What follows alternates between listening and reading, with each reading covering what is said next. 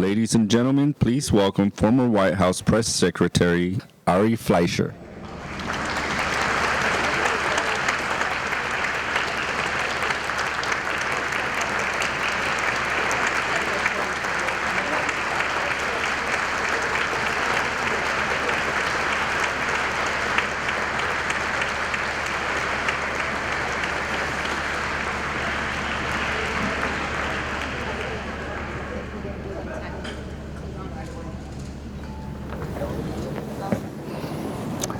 Good evening, everyone.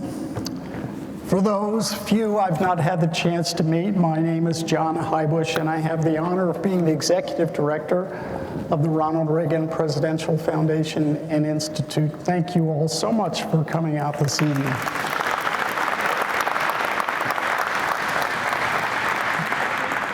In honor of our men and women in uniform who defend us and protect our freedoms around the world, if you please stand and join me for the Pledge of Allegiance. I pledge allegiance to the flag of the United States of America and to the republic for which it stands, one nation, under God, indivisible, with liberty and justice for all. Thanks. Please be seated.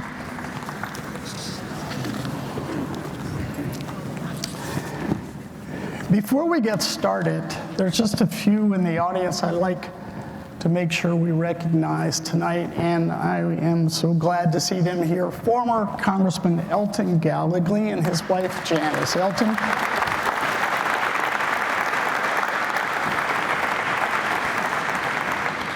A face and a name I am sure you're going to recognize over the next several years. Matt Jacobs, former federal prosecutor, candidate for the 26th Congressional District. Good to see you, Matt. Okay, I'm going to begin tonight with a quote from Jerry Seinfeld. Okay, he said, quote, "Speaking in front of a crowd is considered the #1 fear of the average person. #2 is death. Death is #2. This means the average person attending a funeral would rather be in the casket than doing the eulogy." Seinfeld. Personally, I have lost track of the number of times I've spoken from this lectern over the years. It's been a lot, yet still, there's always a butterfly or two that follows me up on stage. If you would, for just a moment, switch places with me in your mind. Put yourself behind this podium. Now, is anyone feeling just a little uneasy? Now, imagine that instead of the friendly faces that you see here tonight, you had to face a hostile national press corps from every major media outlet in the country. Now, they are ready to spend the next hour dissecting your every word, playing devil's advocate, ready to pounce on any inconsistency, ready to capture any misstep that could reflect poorly on you or on your boss, who happens to be the leader of the free world. And then imagine doing that again tomorrow, and the next day, and the next day, and the next day, taking their questions, deflecting their arguments for 2.5 years. Well, this was the job of our speaker tonight. From 2001 to 2003, Ari Fleischer served as the public face and the voice of the George W. Bush administration as White House Press Secretary. The topics in his briefing book were anything but light. 9/11, Afghanistan, Iraq, anthrax, recession. It was a heavy burden, and Ari handled it with his trademark calm confidence. When he left the White House, Ari launched a career in public relations, guiding everyone from famous athletes to global brands through the rough and tumble world of crisis communications. He has provided political commentary as well, as only someone with his background can. And today, you also know him as a Fox News contributor. Every time I see Ari on the television screen, I turn the volume up. His new book is titled Suppression, Deception, Snobbery and Bias: Why the Press Gets So Much Wrong and Just Doesn't Care. Now, in the book, he uses his experience as a lens through which he examines the nature of modern media. Why do they behave the way they do? And how are they harming our democracy along the way? Now, Ari makes one thing clear that's important to repeat. He has said, and I quote, "The press is not the enemy of the people, but they are their own worst enemy, and they've done this to themselves." It's an important point. The free press obviously has a vital role to play in our society. We need them. As President Reagan said, freedom of the press is a fundamental tenet of American life. Why is that? Well, it's because Americans must be informed if democracy is really to work. And we should have access to news and information that is not only factually accurate, but fairly presented. Ari offers a critique in his book that for anyone willing to listen can spur a course correction toward that principle. I am honored to welcome our good friend back to the Reagan Library to share these insights and more from his newest book. He's also ready to do what he does best: take your questions. Ladies and gentlemen, please join me in welcoming Ari Fleischer to the Reagan Library.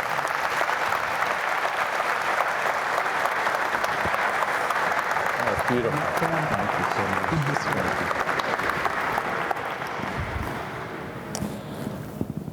What a pleasure.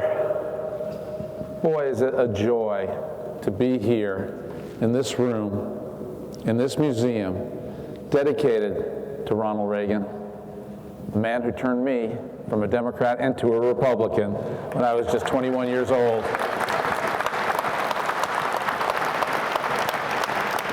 And what a joy to be among all of you. Thank you to everybody who has turned out tonight. What a fantastic turnout. And I'm honored, I'm flattered. I hope what I present to you tonight will be worthy of your taking your time to be with me. And John, what a beautiful introduction. Thank you for everything you said. I do want to correct one thing. You were talking about the White House press corps, and you said that they would take the role of devil's advocate, asking me questions. Oh no, it was not devil's advocate. I can assure you it came naturally to them.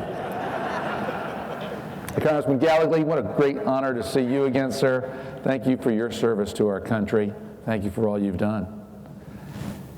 Ladies and gentlemen, I am here tonight to talk to you about baseball.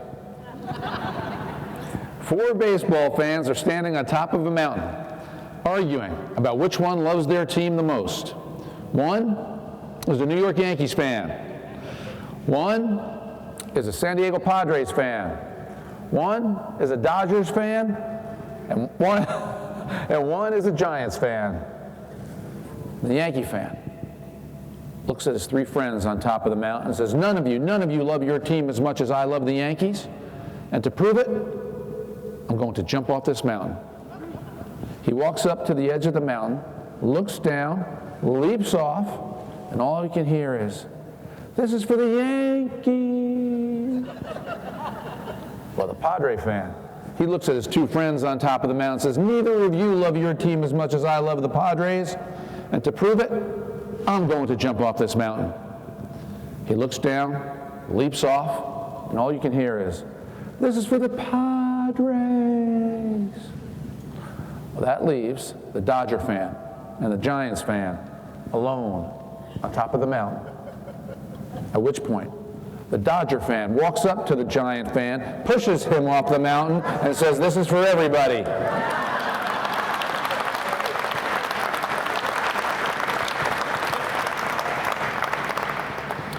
I'm going to be in Reading tomorrow. I'm going to tell the joke in the exact opposite direction. I've never run for office, but I could. Well, there is something else that is for everybody, and it is the White House. And I cannot begin to tell you how much I loved taking the podium in the White House briefing room and standing my ground on behalf of ideas, on behalf of a man who I believe deeply in. And the most wonderful thing about government service is if you believe, if it's in your heart, if it's what you want to have done because you think it is the right best thing for this country, there's no higher calling. It is and will always be the most fulfilling, intellectually stimulating, best, most burdensome, grinding, burnout job I've ever held. And I loved every second of it. I loved being where the front page was going to be made before anybody knew what was on the front page. I loved being in the back rooms, in the meetings that I was fortunate enough to attend.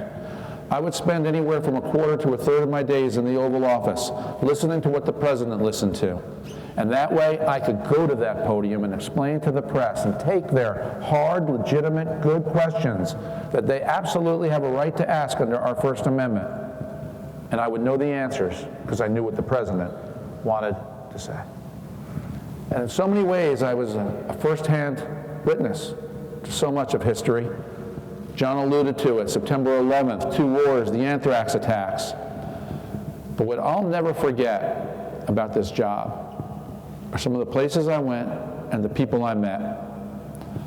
I twice got to meet Pope John Paul II. I once got to meet Shaquille O'Neal. I would travel with President Bush everywhere he'd go, aboard Air Force One. That's the small version, by the way. There's a 747. That's the real Air Force One. But I would travel with the president everywhere he would go, which meant I was with him all day on September 11th. I would regularly go to places all around the United States, Europe, Asia, Africa with the president. And I spent one Memorial Day with the president in Normandy, France, on a beach full of crosses, some Jewish stars, some Muslim, all to pay homage and thank those who gave their lives so we could be free. This is what you get to see in government service. This is what we should be fighting for. This is what our country represents. There is so much good in this country. There can be so much unity in this country. And that's what I believe in. And I have to tell you that one of the reasons I wrote the book that I have written, which is The Reckoning That the Press Will Not Do for Themselves, I wrote this book because I'm convinced that one of the reasons we are such a divided country today is because the press divides us. The press constantly pushes the fringes out and makes it sound like America is full of fringes, when America is actually full of much more sensible people, people of goodwill. But with the stories we're told, so much of what makes it onto the air is information designed to push us apart, not to shed a light. And I was also convinced that the press was doing something fundamentally wrong, which was they believed that the American people in the 2016 election made a fundamental mistake by electing President Trump. And the press took it upon themselves, the mainstream media did, to reverse the mistake made by the people. And then for the next 2 to 3 years, when it came to collusion, when it came to the Steele dossier, they went to overtime to report to the American people anything, no matter how small or likely incorrect, if it could possibly hurt President Trump or make him look bad. The amount of wrong information they put on the air was shocking to me. And ladies and gentlemen, I say that to you as somebody who regularly supported President Trump on policies.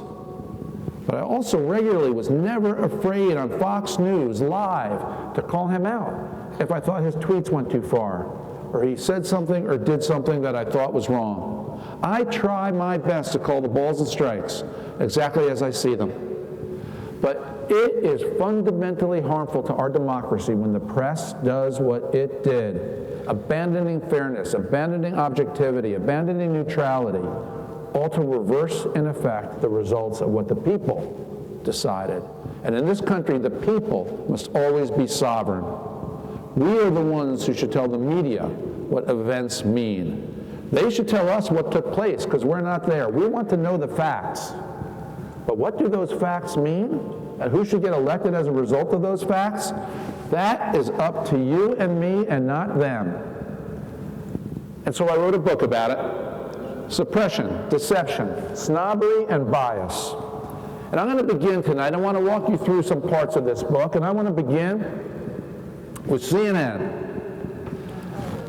Secretary of State Mike Pompeo gave an interview to a reporter, and at the end of the interview, he didn't really like the reporter, and he let it be known, he said publicly that this reporter was so bad at her job that she couldn't even find Ukraine on a map, which led to a discussion on CNN, which I'm about to show you.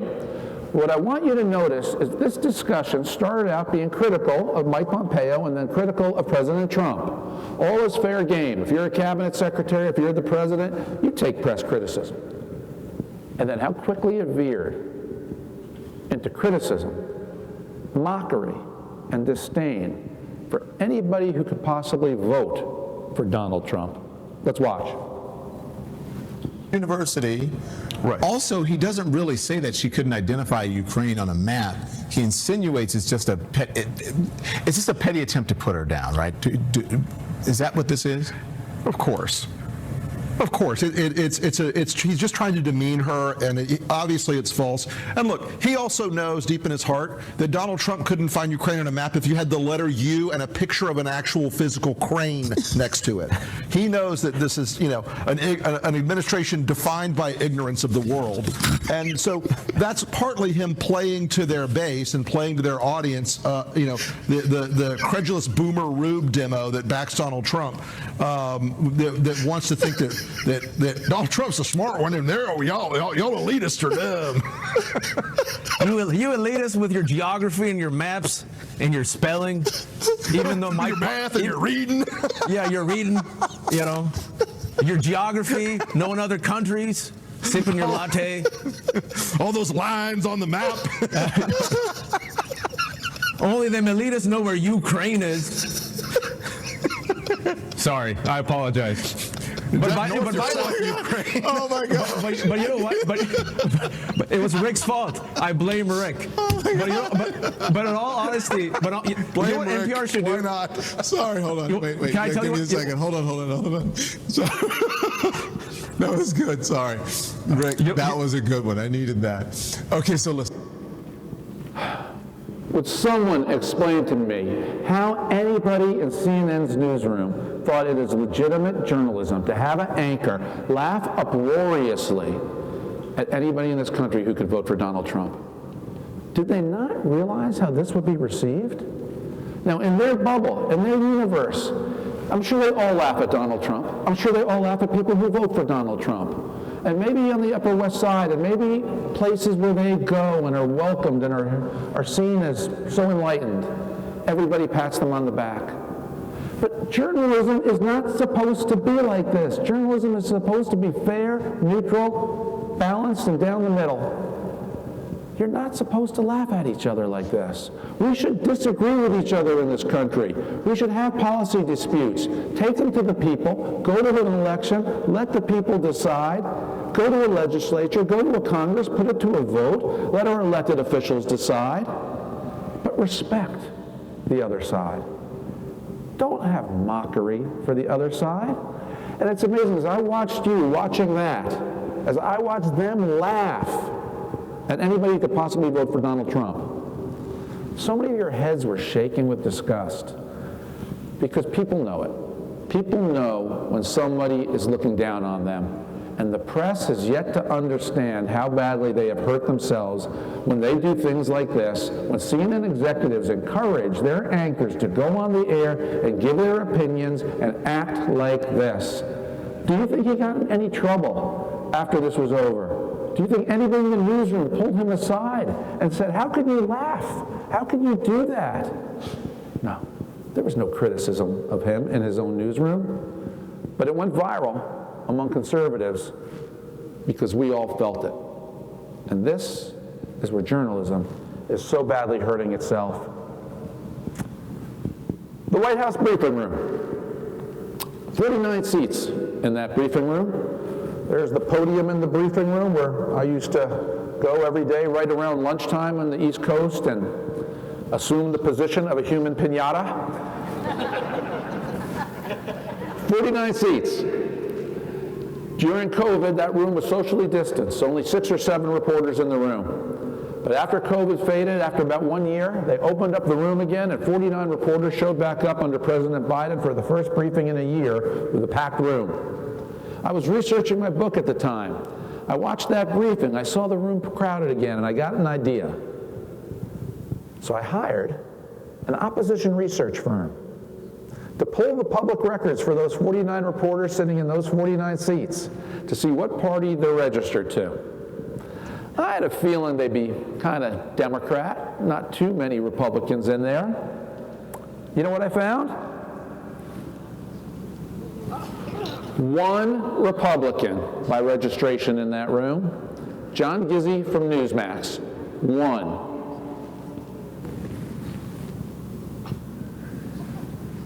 12 Democrats. 12 registered Democrats in that room, including the Los Angeles Times' reporter covering President Biden, the New York Times reporter covering President Biden, the Bloomberg reporter covering President Biden, and of course the 2 NPR reporters who cover President Biden are both registered Democrats. The white seats around them, which are the majority, are independent or no registration at all, which, as I make case throughout the book, I find to be window dressing. I think they just were smarter than their colleagues and they changed their party registration when they became White House reporters. But 12 to 1. Ladies and gentlemen, why isn't it 1 to 1? Why isn't that room balanced? Or could you imagine if that room was 12 to 1 Republicans to Democrats? The definition of news would be very, very different. And I think the biggest difference would be, and I'm sure many people in here have a business background, worked in the private sector.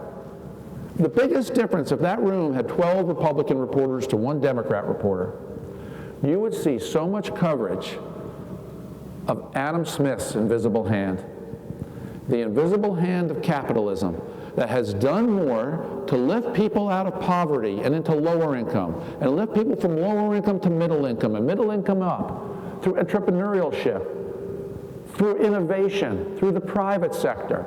But when you have people who are 12 to 1, Democrat to Republican, instead what you get is they believe in redistribution of income is the best way to help people in this country. So there's no government program that can be a bad program. There's no amount of spending that is enough spending. The definition of compassion and doing right is how much did Washington spend? Because that is the mentality of a Democrat. And 1 year or 2 years of journalism school does not train that out of somebody, especially if the people going into journalism school are overwhelmingly Democratic voters. I've twice gone to the Columbia Journalism School to talk to future reporters. Both times I did it, the first in 1998, the second in 2020, I asked those future journalists, in the previous presidential election, who did you vote for, Democrat or Republican? The 2 times I did it, 2 audiences of 12 people each, 12 students, 24 to nothing, they voted for the Democratic candidate. This is the next generation of reporters. Everywhere you go, journalism schools, newsrooms, overwhelmingly dominated by people who think alike, act alike, tweet alike, and too often vote alike. And they're not voting conservative. Pew organization took a poll in 2019 asking the American people about various institutions in our society. One of the questions they asked was, do you believe that news organizations understand people like you? Do news organizations understand you? 58% of the American people say news organizations don't understand people like me, except for one group. One group of Americans told the Pew organization that the press understands people like me. 71% of college-educated Democrats say that the press understands people like me. If you're a Democrat and you have a high school diploma and not a college degree, you say the press doesn't understand people like me. If you're an independent voter, you say, with or without a college degree, you say the press doesn't understand me. And Republicans have known for decades that the press doesn't understand people like me. What the media has done is turned itself way beyond the traditional, long-standing issue of liberal-conservative bias. It's become a cultural matter now. They have driven themselves into such a narrow, small cul-de-sac that they've turned into a bunch of college-educated Democratic voters who know how to tell stories that resonate only with fellow college-educated Democratic voters. And this is why the mainstream media has been in decline for so long. The amount of American people, the number of American people who trust the media to tell the news fully, fairly, and accurately, the core of their job, is at a historic low today. Except for one group, Democrats. Democrats believe the media tells the news fully, fairly, and accurately. Independents don't think they do, and Republicans don't think they do. The press is at the bottom of the barrel in the last 4 decades in terms of trust. And here's why. I'm going to show you a video tonight. It's the Saturday after the presidential election in November of 2020. President Biden-Donald Trump election that Tuesday in November. The election was so close, it took 4 days for it to be settled. On the Saturday after the Tuesday election, all the networks, Fox News, all determined and declared Joe Biden the president-elect. Church bells went off in Paris. Fireworks went off in London. ABC News covered it. CNN covered it. MSNBC covered it. Let's watch MSNBC's coverage. There were also celebrations abroad, places like Paris, where the actual church bells were ringing. Listen to that. That doesn't happen for every election. That was the reaction there to mark Trump losing, Joe Biden becoming our president-elect, or take London. Fireworks were set off, celebrating the historic win. Let's take this in.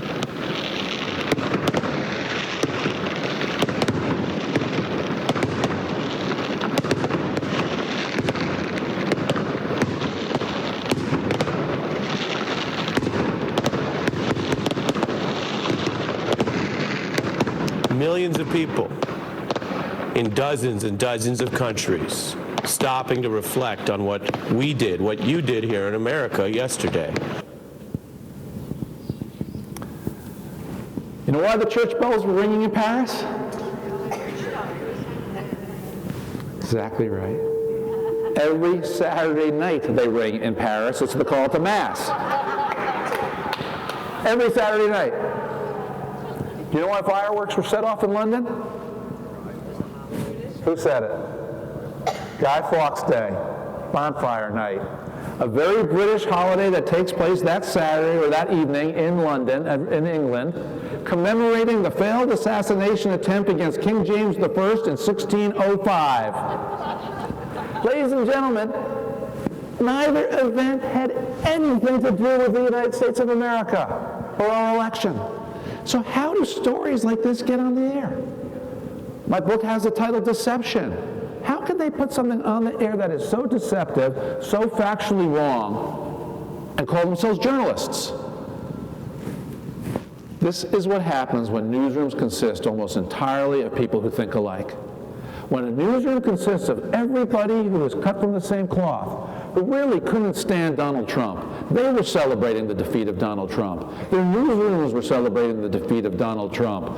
All their friends were celebrating the defeat of Donald Trump. So when everybody you know is celebrating the defeat of Donald Trump, and you hear a church bell ringing, or you see fireworks in the sky, you leap to the conclusion, you make an assumption that everybody's just like me. Aren't they as smart as me? But when you're a reporter, you have the power to put it on the air. And what happened after, especially they reported the fireworks part, Twitter went crazy in the United Kingdom.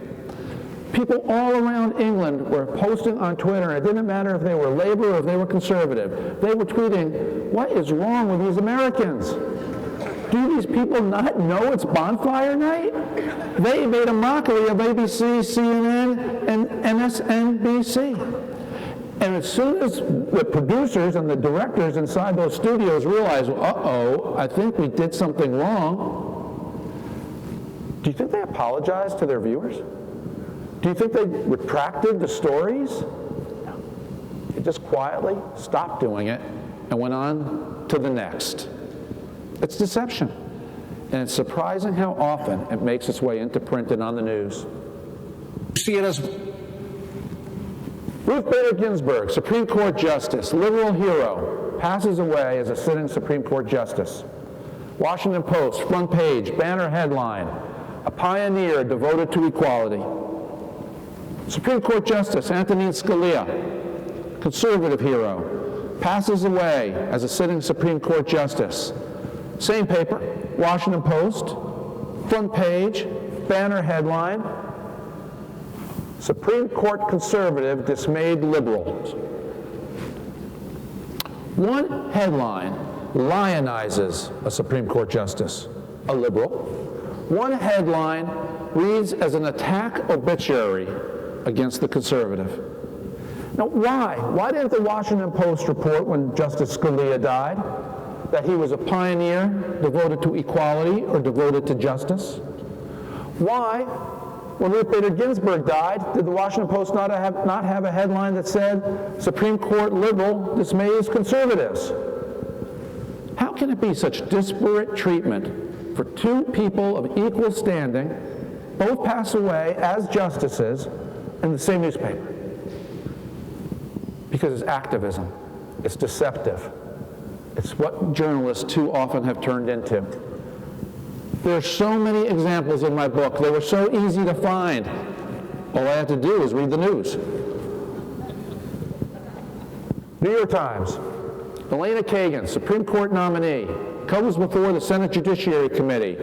And as has been the case for decades with nominees to the Supreme Court, she's asked questions about pending cases, and she doesn't answer the questions about any cases that she might have to rule on as a Supreme Court justice would rule. Justices from both parties have been doing this for decades. New York Times headline, Kagan follows precedent by offering few opinions.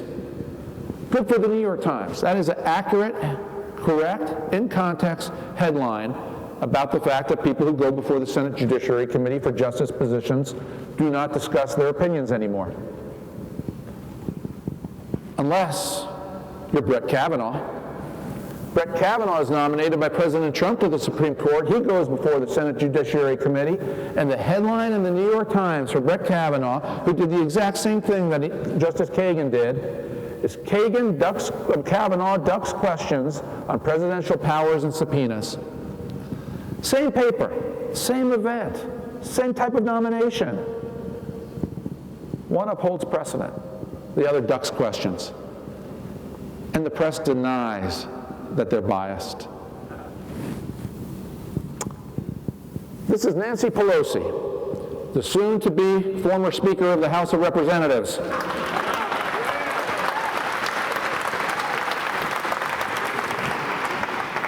A meeting in the cabinet room at the White House. Congressional leaders meeting with President Trump. So you knew it was a meeting that wasn't going to go very well. Nancy Pelosi stands up in the middle of the meeting and starts to wag her finger, objecting to something President Trump did. And the press loved it.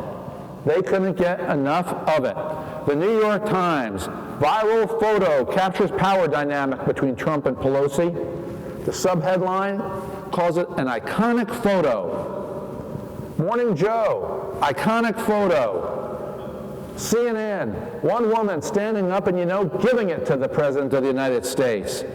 The press loved Pelosi doing this to Trump. So, when a Republican governor does the same thing with her finger unto Barack Obama, as Nancy Pelosi did with her finger unto Donald Trump, I'm sure the press, the New York Times and the Washington Post, called that iconic too, correct? Meet Arizona Governor Jan Brewer. President Obama goes to Arizona. She meets him on the tarmac. He's the sitting president. She meets President Obama on the tarmac. And with her finger, goes like that. So I'm sure the press praised her. NBC News. Who have you ever seen talking to the president like this? CNN, the same organization that praised Nancy Pelosi. Perhaps you should have shown him a bit more respect. Ladies and gentlemen, do they not even see how hypocritical they are? Are they not even aware of what they themselves have recently done? Is the definition of the news only dependent on whether someone is a Republican or a Democrat? And if you're a Democrat, it's perfectly fine. In fact, we're going to celebrate you, build you up, and boost you. But if you're a Republican, you are intolerant, you are racist, you are probably xenophobic, and boy, do you behave badly. Time and time again, virtually every day. This is the unbalanced playing field of the mainstream media today. And I'm not done. This happened after my book was written. This piece happened before. The next slide I'm about to show you, you're getting the pattern here, happened 2 weeks ago. This is the New York Times headline when Alexandria Ocasio-Cortez emerged on the Democratic scene, having won in a huge surprise a primary against a long-entrenched Democratic incumbent congressman from Queens, New York. She beat him in the primary. You win in that seat. In a primary, you're going to win in the general. So this story from the summer of 2018, when the primary was won, Alexandria Ocasio-Cortez emerges as a political star, says the New York Times. Well, 2 weeks ago, in Texas, a young congresswoman won. A seat held by Democrats for more than 100 years, an overwhelmingly Hispanic seat. Maya Flores becomes the first Mexican-American elected to the United States Congress. She ran on a platform of faith in God, faith, belief in religion, love of country, love of family. That was her platform. What's the same paper's story about Maya Flores? The rise of the far-right Latina. The story, the subheadline goes out to say that she opposed moderates and supported extremes. Alexandria Ocasio-Cortez is a socialist. Maya Flores ran on the basis of love of God, love of country, love of family. Which one's the extreme? In the eyes of the New York Times, the extremist is the one who preaches faith and family and country. The reasonable one, the rising star, is the socialist. Tells you a lot about where the New York Times sits on the scale of where the center is and where the left is. And the New York Times is over there, as we know. The news isn't only what we are told. The news is what you're not told. Senator Tim Scott, Republican of South Carolina, African American, is asked to give the response to President Biden's first address to the Congress. He gives the national address, a very elevated position for a senator. Praised widely for that speech, except by a Democratic county chairman in Texas who called Senator Tim Scott an Oreo. Now, in the research for my book, I found 2 instances of obscure state representatives, Republicans, one from Ohio, one from Florida, who used absolutely demeaning and inappropriate language to talk about black Americans. And the New York Times, to its credit, wrote stories about each of those Republicans who said things that nobody in society should say. And I was glad the Times did it, because we should all speak out against people who were that backward to talk the way these two did.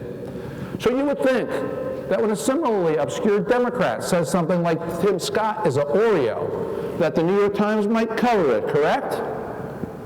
Well, as you know by now, of course they didn't. I did a search, Tim Scott, Oreo, New York Times, no coverage. Washington Post, no coverage. The networks, no coverage. Time and time again. If we do it, we're called out. If the other side does it, it's suppressed. You think suppression is about Hunter Biden's laptop? I'm here to tell you it's not only about that, it's about that and so much more. And the danger to our country from this is if you are somebody who engages in speech like those Republicans did, and you see that you get pounded by the New York Times and the media for doing it, but the other side does it and they can get away with it, what do you think one side is going to do? They're going to say the playing field is tilted. You are unfair and you're biased, and if one side can get away with it, I'm going to get away with it. And so they double down and they do it more. If you want to create bigger, deeper fringes in the United States of America, this is the way to do it. By a media that singles out one side and gives the other side a pass. And this is why I wrote my book, because I want us to come back. I want a sensible, common sense, respectful America. And until the press is willing to hold both sides to account, it won't happen.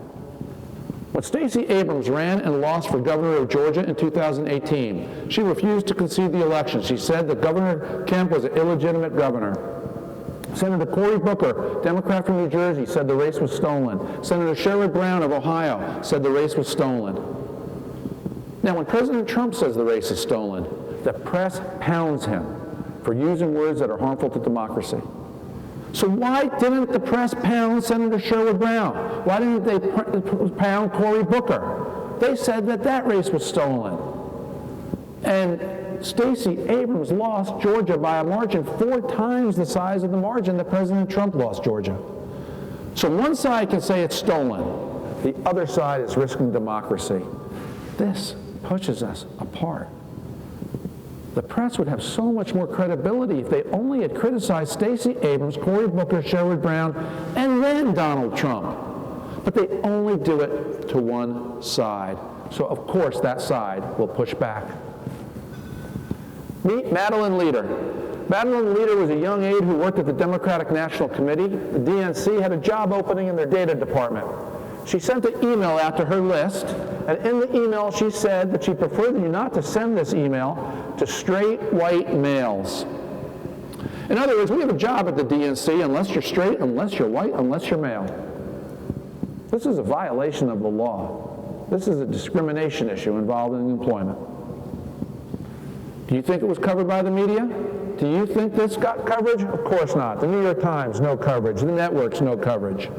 Could you imagine if this morning somebody at the Republican National Committee sent out an email saying we have a job opening, but you can't get the job if you're gay, if you're black, or if you're female? It would have been a full-blown media feeding frenzy. The press instantly, righteously would have risen from their seats, demanding resignations.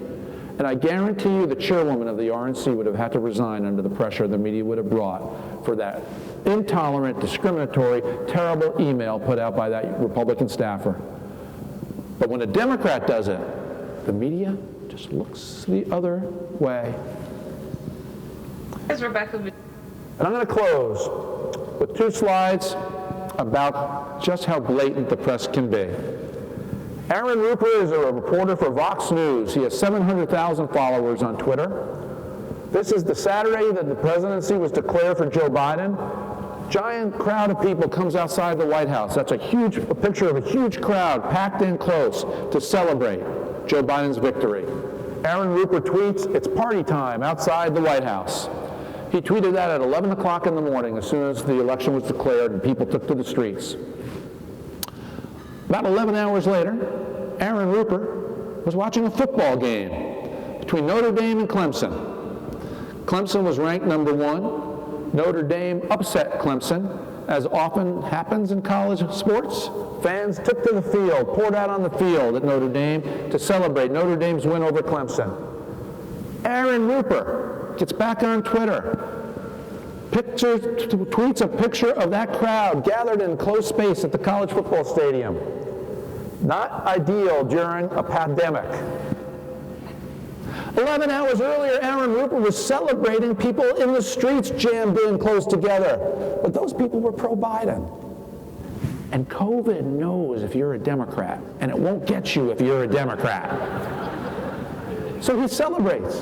And then 11 hours later, the same man turns into a COVID scold. Axios, ostensibly a down-the-middle objective news outlet. Same thing, America erupts on that Saturday of the election with a picture of people celebrating in packed enclosed spaces. Same football game. The headline for Axios this time, party amid pandemic. Again, celebration for one side, COVID reminders for the other side. Maybe some of you here in California, you had the temerity to walk on a beach after COVID hit, and you were called a super spreader because you showed up with a towel and a bathing suit. Doesn't the press understand how badly they are hurting themselves with half this country? And I'm glad that college-educated Democrats understand them, or they understand the college-educated Democrats. I'm glad that they're the final readers of so much of the mainstream media. But what about the rest of us? What about the rest of this big, beautiful country? What about people who pray every day? What about people who go to church or synagogue regularly? What about somebody whose grandfather taught them how to hunt or how to fish? What about somebody who intellectually, ardently, with all in their soul believes that life begins at conception and there may be consequences because life begins at conception? These are the people that the press does not understand. These are the people for whom the press is no longer objective, no longer meaningful. Conservative media is booming. The mainstream media is in decline. And I am actually here, and I wrote this book because I want to bring the mainstream media back. I want people to believe what they read. I want people to know you can go to one source and hear the facts and find objective news, and then leave the rest to you to decide what it means.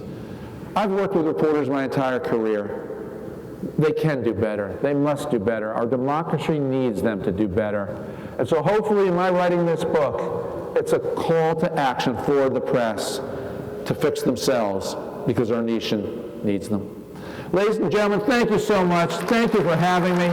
It's been my honor. I'm happy to be with you. Thank you, ladies and gentlemen.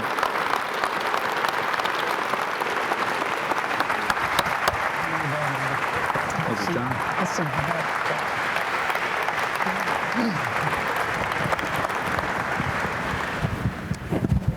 We have about 10 minutes, and I've got 30 or 40 questions. It'll take a few hours.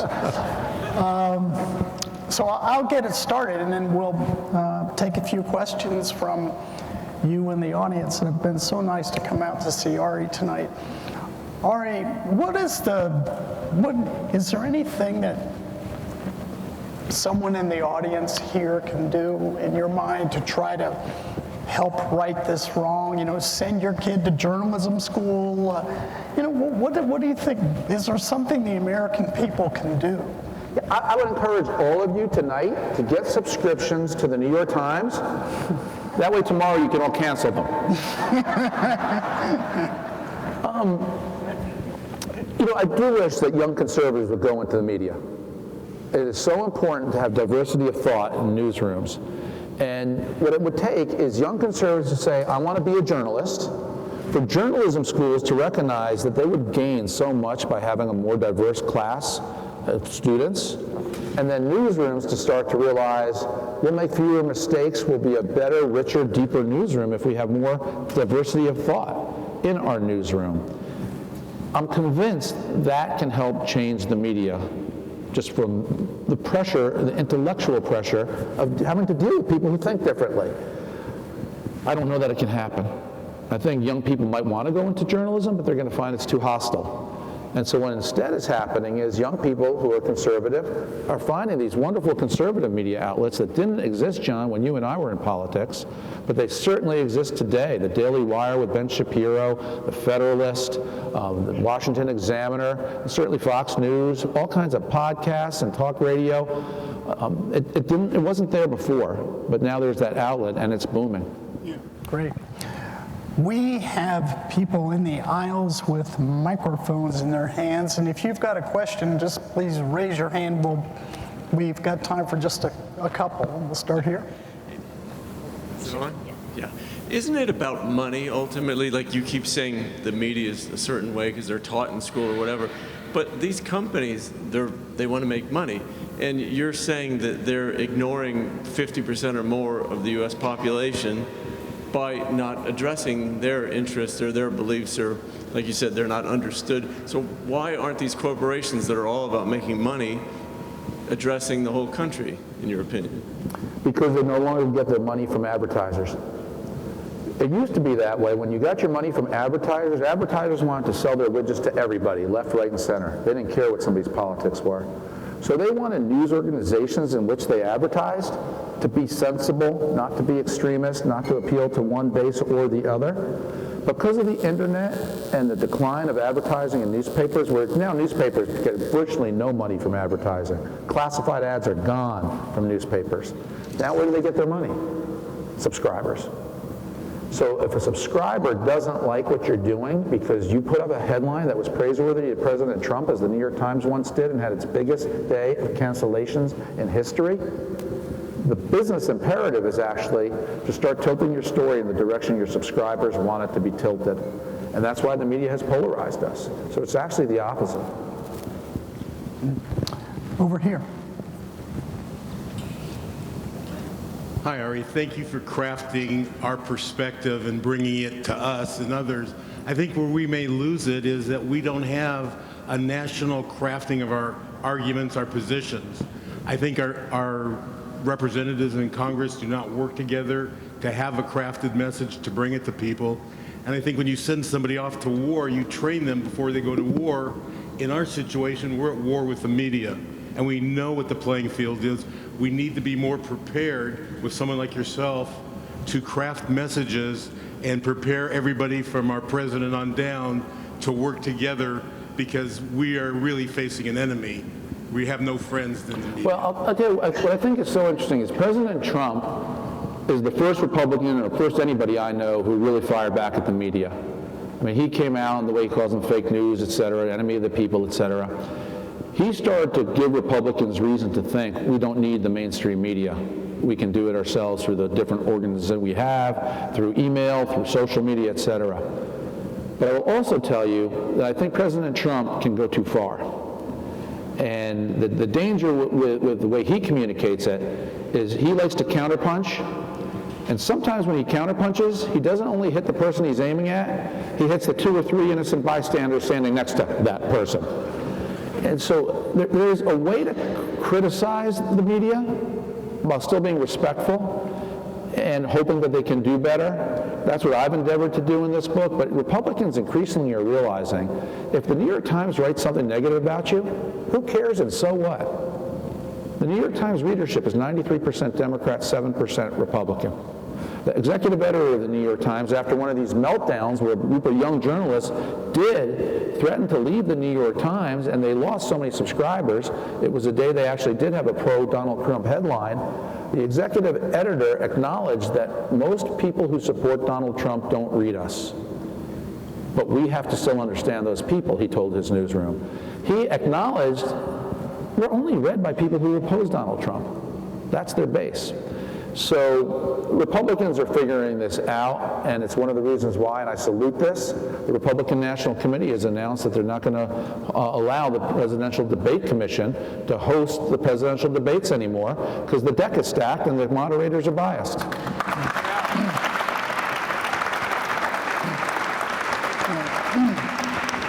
Maybe they will host that general election debate right here. Yes. Back here. People generally learn by consequences. Do you think, and I know Trump just announced he's suing CNN for certain issues, do you think that the Don Lemons of the world and some of the producers and editors at some of these stations should face either personal or some corporate liability for the deception and suppression? Personal liability, yes, meaning it should be an editorial judgment of the people they work for, should they keep their jobs. Legal, no. Under our First Amendment, they have the right to be as rude as they want, and I would never want to infringe on that, left, right, or center. But what I'm fascinated now is the new president of CNN. He says he's going to change them. He said they're going to return to objective news. And I'm, one, curious to see if he means it. Two, if he does, who's he going to fire? Because CNN's anchors and even their regular daytime reporters got so comfortable letting their opinions rip. And I watched so much CNN for this book. There's a chapter on CNN in the book. And I cite Jim Acosta and John Harwood, several other White House correspondents who are supposed to be neutral reporters, speaking as if they were spokespeople for the Democratic National Committee. So they're going to have to let a lot of people go, or people are going to have to really change their spots. And I just think too many of these reporters had too much fun becoming activists, and it was too natural, and they're not going to want to be objective. And then finally, I'll be really curious to see if CNN does possibly go an objective, neutral role. What are the economics? Will the American people watch in sufficient number? Do we really want objective news? Or have we all grown so comfortable in our niches that there won't be a market for down the middle objective news? I wish CNN well in this experiment. I can't wait to see how it comes out. Right. Yes, right here. If you allow me 2 questions. You make a good White House reporter if you do that. Have you sent a signed copy to Elon Musk? And number 2, did you lose your hair fighting these rascally Democrats? I'm sorry, that's personal. I was hoping no one would notice. No, I started to lose my hair in college, which my son is really afraid is going to happen to him next. Great. Back here, and then we'll have time for just one more. Hi, thanks for coming. I really enjoyed watching your debates, or I would say debates with the press corps. But my question is, especially observing what we just went through with COVID, it seems like it's not just damaging, but almost dangerous to have a mainstream media narrative because they took down the world that way, and we need independent journalists who can counter that narrative and who aren't part of a big newsroom. Yeah. What do you think about outlets like independent journalists starting their own Substacks or things like that? Because I personally haven't watched cable news since about 2008. And that's just not where I get my news anymore. And like I said, it's almost dangerous to have everything so centralized. Thank you. Great question. And I write about this in my book, and I herald Substack. The problem with Substack, which is kind of just an internet source, it's a kind of a common place that independent reporters can now go and hopefully get enough people subscribed to what they write that they can make a living. The problem is very few people can make a good living at it. There are a couple reporters who have gone on to Substack and really attracted a nice followership, and now they can be free to independently report as they see fit and not be shoehorned into what the New York Times or CNN tells them they must report. I wish them well, but it doesn't mean that because that exists and some people are thriving, that it fixes what's wrong with the mainstream media. The mainstream media needs a booster shot of independent thought. This is what they need. And so long as they're as lopsided and balanced as they are, in COVID, social media suppressed every story that suggested that the virus could possibly have begun in the Wuhan lab. You weren't allowed to tweet it, you weren't allowed to put it on Facebook. It was suppressed until the same intelligence officers who told President Trump that it was possible that it originated in the lab and they weren't sure, said the same thing to President Biden's team when he won. And all of a sudden, when President Biden's people said to the press, it's possible, we're told, that it originated in a lab, all of a sudden social media then said, yeah, you can say it. They're terribly damaging our country with this type of myopic, centrally controlled messaging. But again, it's why the mainstream media is in decline. and freer voices are finding their way in conservative media or independent media. We have time for this one last question over here. As a conservative, it really bothered me when a lot of the news outlets would mock the President of the United States, call him names and demean him. Now, 4 years later, I'm actually seeing a lot of the conservative newscasters mock the President and demean him and make fun of him. How do we get both sides of the press to become more reasonable and fair? Well, first off, I 100% agree with you. What they did to George W. Bush was terrible. And then it got worse when President Trump got elected. You know, snark is just so in their DNA, and with social media, they all just think this is the way you're supposed to communicate. And old-fashioned decorum and civility and treating people well, I hope that this is what my book conveys, and I hope it's what I convey every time I go on Fox. You know, there are opinion reporters at night, Sean Hannity, Tucker Carlson, who let it rip. I've never seen them mock liberals, though. I've never seen them mock the voters who support one candidate over another. They mock ideologies, they don't mock entire groups of people, as Don Lemon did. Going after a candidate by name, I hope they stay within bounds. You know, Sean Hannity regularly talks about President Biden and whether or not he's cognitively impaired. I would use different words. You know, I regularly point out that President Biden is about to turn 80, and he's not what he used to be. And I think that's an absolute legitimate factual statement. I would like to see it toned down, but I do make allowances for the nighttime opinion people who'd say that they're not journalists. It's like an op-ed writer, Paul Krugman of the New York Times. There are people who just let it rip because their job is to share opinions. But if you're a reporter, if you're an anchor for a daytime show, if you are a White House correspondent, absolutely never no for either side. But I would say to you, the Fox News reporters don't do that. The nighttime opinion hosts do. The CNN daytime reporters and White House correspondents did do that, and I hope that changes. If you enjoyed this evening, enjoyed Ari's presentation, please believe me, I've read his book, and it is just terrific. You'll really like it. So if you have a few minutes, stick around to say hi to Ari and get a copy of this really terrific book. Ari, honored so much to have you here again. Thank you.